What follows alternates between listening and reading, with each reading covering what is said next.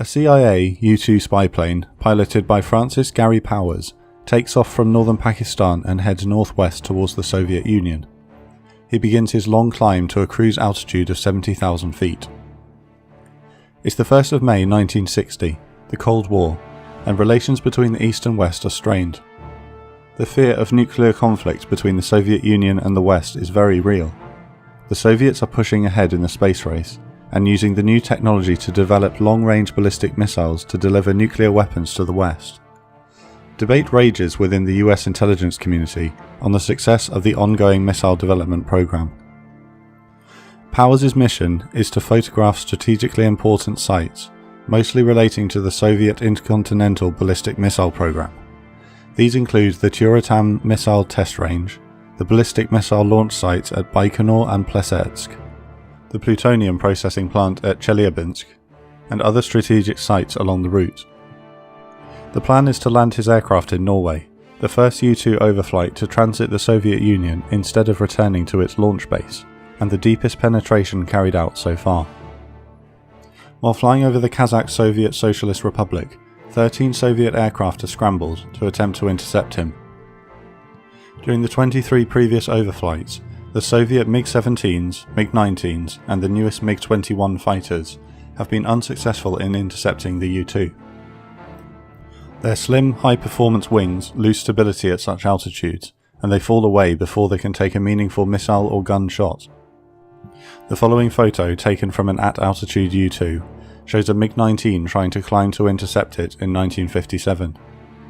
The currently known Soviet surface-to-air missiles are incapable of reaching 70,000 feet. However, 3 weeks prior to Powers' flight, another U-2 had detected 2 new radar installations, designated Hen House and Hen Roost, which have been designed for high-altitude tracking.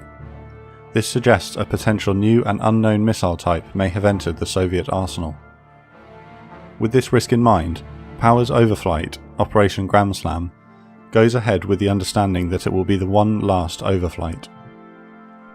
After overflying Tyuratam and Baikonur, he photographs Chelyabinsk. The 1st of May date has been chosen to coincide with the Russian May Day celebrations, and it is thought that military responses would therefore be less efficient. Unfortunately, air traffic is also greatly reduced, increasing the ease with which Soviet radar stations can track his aircraft. The new mystery Soviet missile makes a violent first public appearance. A SAM battery near Kosalino fires a salvo of 3 SA-2 guideline missiles. With a max altitude of 82,000 feet, they have no problem ascending to the aircraft. An SA-2 detonates to the rear and right of the U-2. Shrapnel from the blast severs the right horizontal stabilizer. The resultant spin causes both wings to also sever. The G-force of the rapid spin pushes Powers against the instrument panel, preventing him from ejecting for fear of losing his legs. Intending to arm the self-destruction device of the aircraft and the secret photographic data storage unit at the last minute, he manually ejects the canopy and then releases his seatbelt. This sucks him out of the aircraft, still connected to and falling with it, because he's still attached to his oxygen hose. He now has no chance of hitting the self-destruct switches. The umbilical finally breaks, and he separates from the falling aircraft. At the point of separation, the U-2 has tumbled from 70 to 30,000 feet. Powers freefalls all the way down to 15,000 feet, where his parachute automatically opens. He eventually lands and is immediately captured. One of the scrambled MiGs is shot down by another SA-2 in a friendly fire incident. Believing that Powers is dead, and that either the aircraft would not be recoverable, or that he had hit the self-destruct switches, the US government claims the aircraft was just a NASA aircraft on a weather research mission that got lost and flew into Soviet airspace by accident. Unfortunately, the Soviets are able to recover the aircraft and the photographs taken during its flight. They've also captured and interrogated the pilot. They make neither of these facts known until US President Eisenhower has publicly committed to the NASA cover-up story. On the 7th of May, Nikita Khrushchev humiliates the Americans by publicly stating, "I must tell you a secret.